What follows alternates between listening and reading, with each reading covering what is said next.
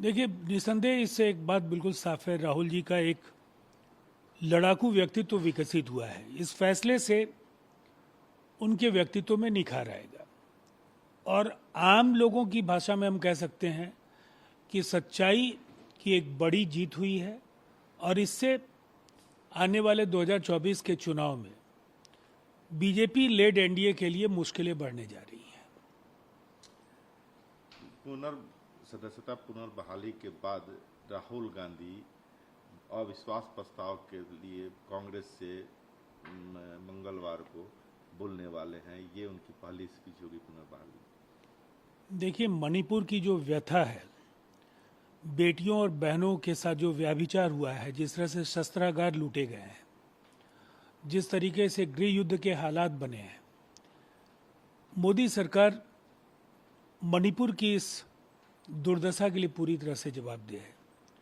पूरे देश की उम्मीदें अविश्वास प्रस्ताव के परिणाम से ज़्यादा इस बहस में भाजपा को बेनकाब होते हुए देखने में है और राहुल जी एक अच्छी शुरुआत करेंगे, हमें पूरा विश्वास है और हम सबों की पूरी शुभकामनाएं उनके साथ हैं।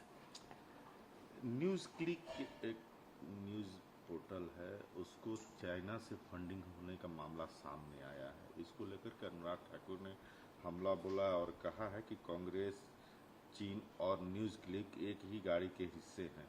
राहुल गांधी की नकली मोहब्बत की दुकान में चीनी सामान साफ देखा जा सकता है। अगर मोहब्बत की दुकान,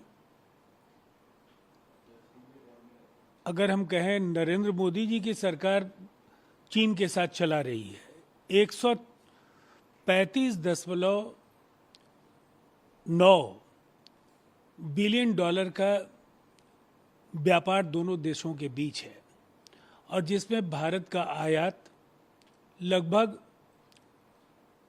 3 हिस्सा जो उसका है वो भारत आयात करता है। तो आप समझ सकते हैं कि इस ट्रेड का जो अरेंजमेंट है, ये जो व्यवसाय जो दोनों देशों के बीच हो रहा है, इसमें किसे लाभ मिल रहा है। और अगर आप चीन के इतने खिलाफ हैं और राहुल गांधी को चीन का समर्थक मानते हैं, तो फिर आपके आंकड़े क्या कहते हैं? आप तो सत्ता में हैं। चीन के विरोध में वातावरण बनाने के लिए अगर चीन के उत्पादित सामग्रियों का हिंदुस्तान में आयात आप कम से कम करते तो शायद उसे आप एक बड़ी चोट पहुंचा सकते थे। और जहां तक न्यूयॉर्क टाइम्स या न्यूज़ क्लिक से राहुल गांधी को जोड़ने का सवाल है, ये दोहरे मानदंड लोग भी अब समझने लगे हैं कि जब मनीष सिसोदिया की तारीफ न्यूयॉर्क टाइम्स करेगा, जब बीबीसी गुजरात दंगों को लेकर के मोदी सरकार की भूमिका पर सवाल खड़े करेगा, तो फिर इन माध्यमों की विश्वसनीयता पर भारतीय जनता पार्टी के नेता कोहराम मचाना शुरू करते हैं।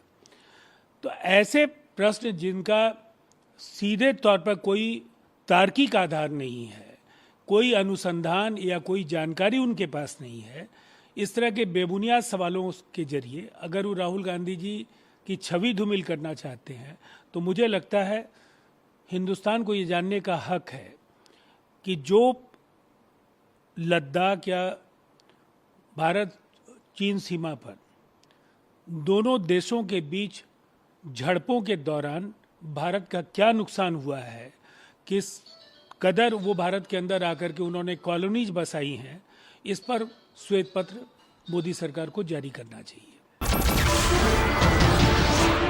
नमस्कार, मैं हूं मानक गुप्ता।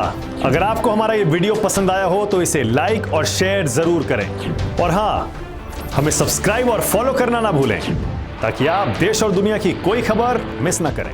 तो जुड़े रहिए हमारे साथ और देखते रहिए न्यूज़ 24।